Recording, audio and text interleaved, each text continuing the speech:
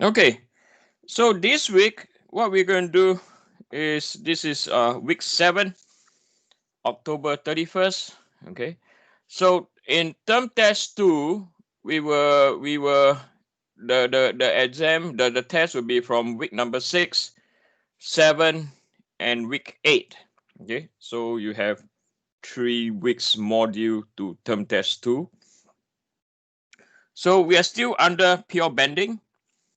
So here we are going to look at sandwich material, and then after that we're going to look at eccentric symmetrical loading and centric unsymmetrical loading. Okay, so let's first look at sandwich material.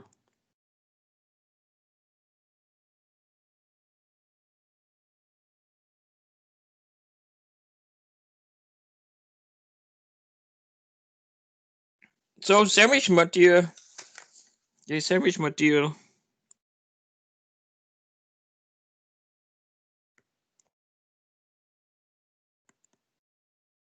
is made of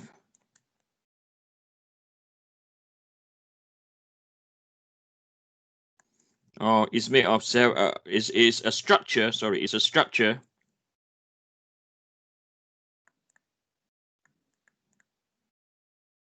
made of several materials. Okay, so for example, we usually another name you usually come across is we call it a composite. Okay, composite beam. So when you see the word composite beam, okay, it's made of 2 or more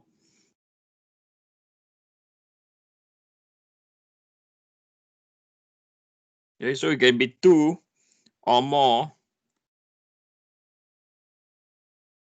materials that has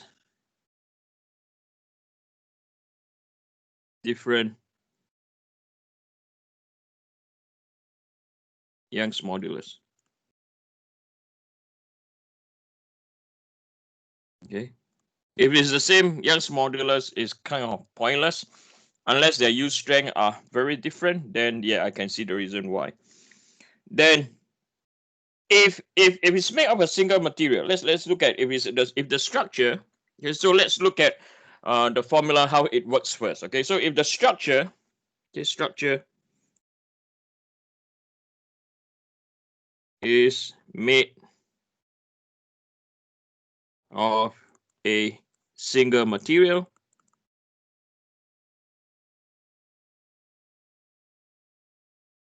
right?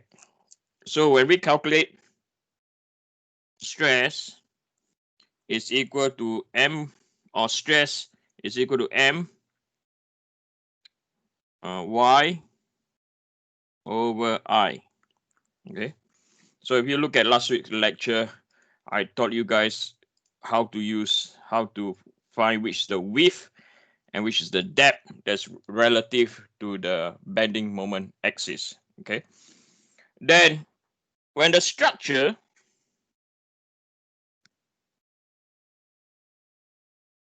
is made of several materials, okay, it's made of several materials,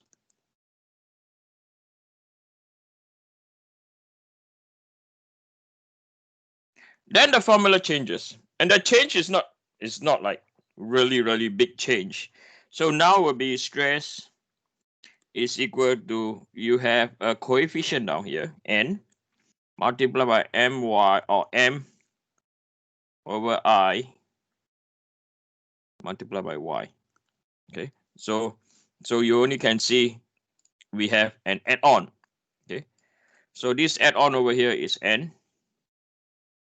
Actually, it's not called n, it's a Greek symbol, but I don't know why is it called. I'm being ignorant over here. Okay, so where n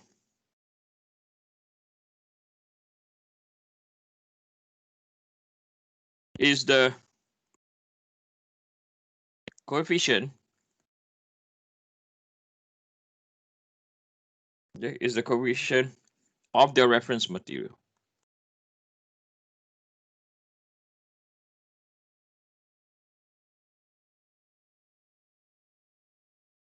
Okay. So how does this work? Okay, how does this work? It is pretty interesting. Okay, it's pretty interesting. So let's say we have a structure. So let's say now we have a structure. Okay, so this is our structure.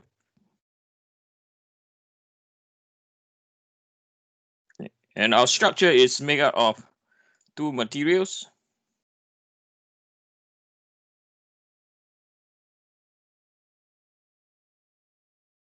Okay, so what we have over here is we have steel at the top, steel at the bottom, and then you have brass at the center. Right? So the E of steel,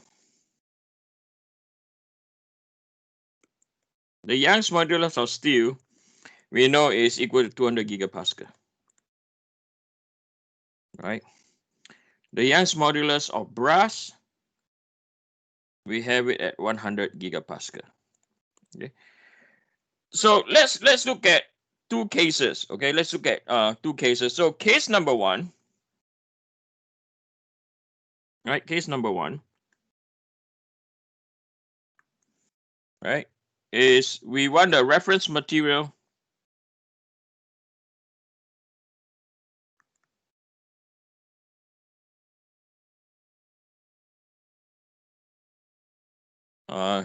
is steel. Okay, so the first one, we want the reference material is steel.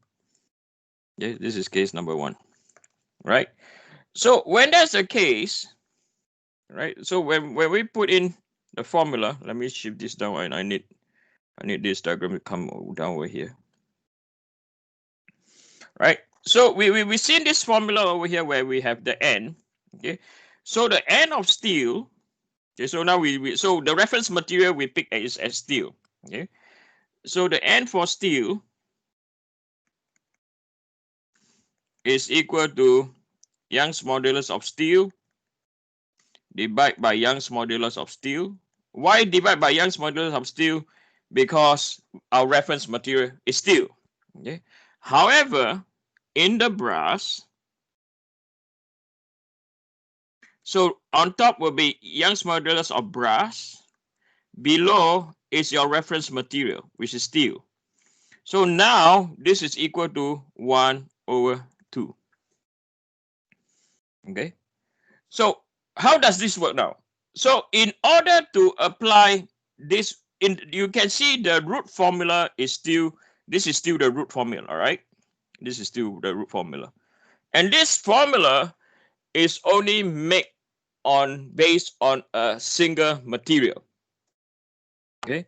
So in order to use the sandwich material formula, we have to somehow change the entire structure to a single material. Okay, so what do I mean by that? So for this case, steel is a reference. So the geometry of steel did not change. Okay, the geometry of steel did not change. So the geometry of steel did not change. Undo. Geometry of steel is still the same. Okay, so you can see 6 boxes. 2, 4, 6. Okay, did not change. Okay, so the steel is still the same.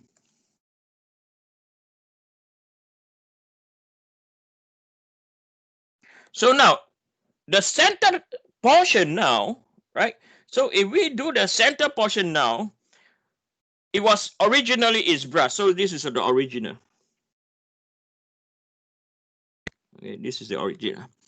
And in order to calculate the stress, we want to force this formula, or we want to apply this formula to be able to do a sandwich material.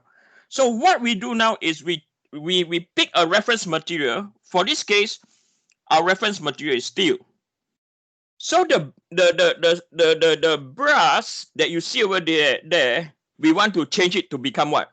Steel, right? And now we know that the coefficient is half. So what in fact is happening now is we take away the center portion to become brass, and now it's steel. And in order that the structure can withstand the same resistance to bending, now the center portion, if we change to steel, and you can see now I deliberately drew half its size. Okay, so now this has been changed. So the brass, okay, the brass is changed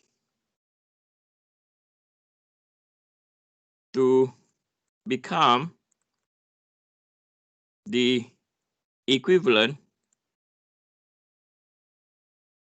to steel. Right? Now, what you realize is, okay, this is important. Okay, what you realize is, right, in this analysis, the height is held constant, whereas the width changes. I highlight again, the height is held constant. Okay, we only change the what? We only change the width. Why is that? Okay, why did we hold the height? Why the height we did not change, but we changed the width? Okay, and what you realize that for this case, because this is half, I half the width, the height did not change at all. Okay, so why is this? This is because, okay, so now the thing is why. Okay, and I want you to see what is happening. Okay, so in order to do this, right, it's all because of why we are doing this is because of second moment of area.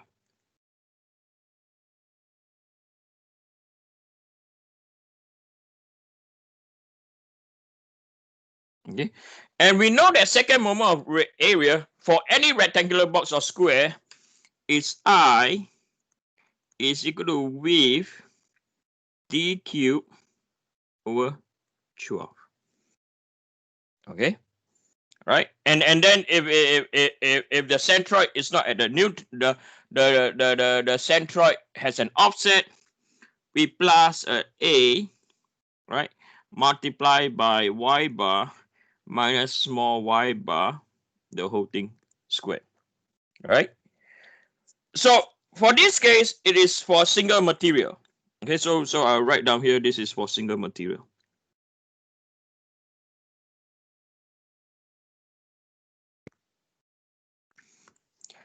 Now, if it's for a composite material, now I is equal to n w, okay, d cube, okay, divided by 12 plus by n a y bar minus small y bar, okay, squared. So this is for sandwich material.